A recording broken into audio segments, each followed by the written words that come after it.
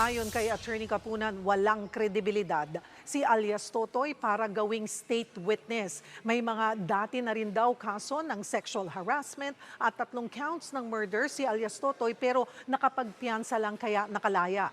Si alias Totoy din daw ang may direktang access sa mga sabungero, kaya siya ang tunay na salarin daw sa pagkawala ng mga ito. Kaya yes, mainit na balita. Oh. So tandaan niyo ba yung regarding sa Los Sabongeros? So ito, si Atong ang mismo pala, magpapile na ng kaso laban kay alias Totoy.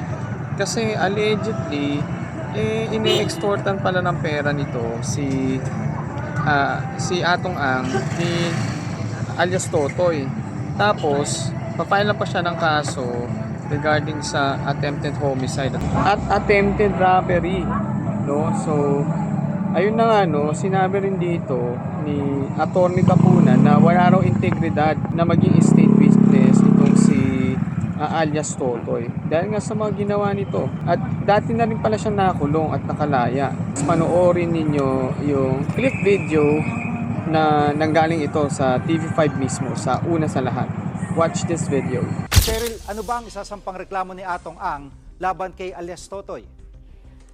Jiggy, nakausap ko nga sa pamamagitan ng text ang negosyanteng si Atong Ang. Bukas daw sila magsasampa ng reklamo laban kay alias Totoy. At kabilang nga sa mga ihahain niya ay extortion, attempted robbery at attempted homicide. Hunyo nang isiwalat ni alias Totoy na makapangyarihang tao raw ang nasa likod nga ng pagkawala ng mga sabungero sa Manila Arena. Nagsilbi kasi siyang security guard. Hinapon na ang bangkay ng mga sabungero sa Taal Lake.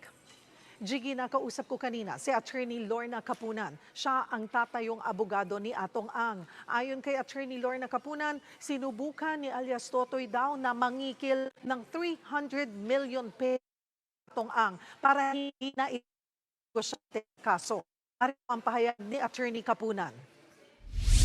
Sabi nga nila, bakit wala pang ini-issue na affidavit? Ang totoo dyan, wala pa siyang ini-issue na affidavit pointing to these alleged perpetrators because umiikot siya. Cheryl, umiikot siya and extorting money from those who he says or he threatens to name. Mm-hmm. That is why Sir Atong Ang is coming forward in his attempt to bring out the truth. Paano nangyari yung extortion? Nagkita ba sila? Nag-usap ba sila? We have evidence. We will show in due course, no, in the case that we are going to file, the exchange of evidence, the exchange of text to attest, to affirm the extortions. At Cheryl, ano naman ang reaksyon ng kampo ni Atong Ang sa payag ng DOJ na may kredibilidad si alias Totoy? Jiggy, ayon kay Attorney Kapunan, walang kredibilidad si alias Totoy para gawing state witness. May mga dati na rin daw kaso ng sexual harassment at 3 counts ng murder si alias Totoy pero nakapagpiyansa lang kaya nakalaya.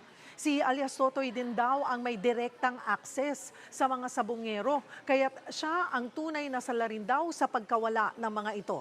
At dahil napanood nyo na nga yung video, ano bang masasabi nyo rito? So sa tingin ninyo kaya, totoo kaya na nang-e-extort si alias Totoy? Totoo kayang umiikot-ikot siya sa kung sino-sino mga tao para ma-extort? So tingin nyo kaya hindi kaagad pa inilalabas yung ebidensya at hindi pa nagtetestimonya agad si alias Totoy dahil ba sa nag-iikot-ikot muna siya para syempre maka-extort, mali mo naman makadali siya ng 350 million pesos, no, kay Atong Ang at kung kanino man, no, makapag-extort.